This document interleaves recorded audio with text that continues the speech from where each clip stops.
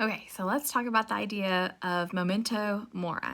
Memento Mori is Latin for, in English, we would say, remember that you must die.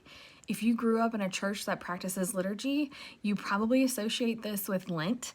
I did not. I just came to practice Lent about 2 or 3 years ago. And in one of my studies, the author encouraged us to pick an actual object to remind us of Memento Mori. So far from being morbid, the idea here is to help us bring everything into proper perspective, to have that eternal perspective rather than the temporal.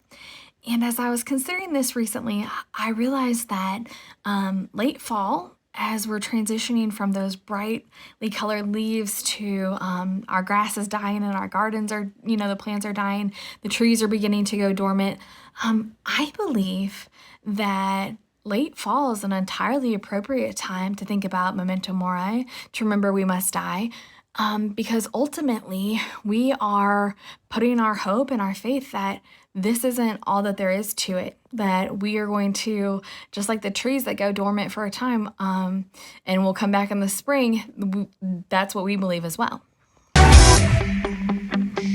Keep an eye on the road, signal a change. I could never give you a reason. I buckle under the weight. I don't wanna hear the truth or what it leads to. I'm in the wrong place at the right time. It's harder to fight.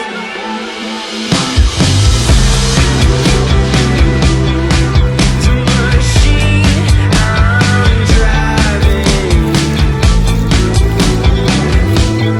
listens to the ghost inside me.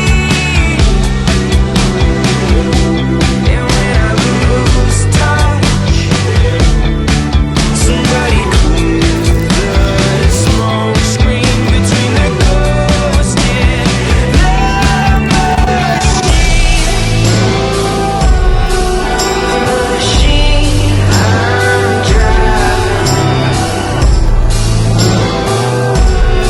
Listen to the ghost inside me.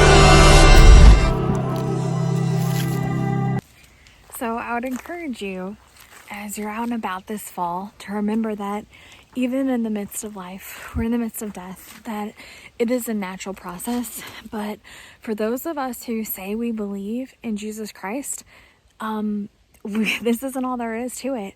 And also take the opportunity to make sure you're headed the right direction. Remembering that we must die should ultimately help us to live a more full and more purposeful life while we're here on earth.